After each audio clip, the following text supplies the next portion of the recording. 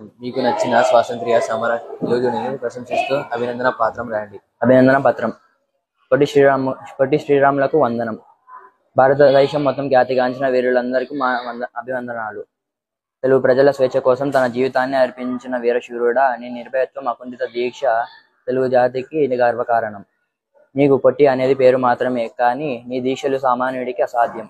అహింస, సత్యం అనే శాస్త్రాలతో భారతదేశానికి స్వాతంత్రం తేవడానికి నీవు పోరాడావు.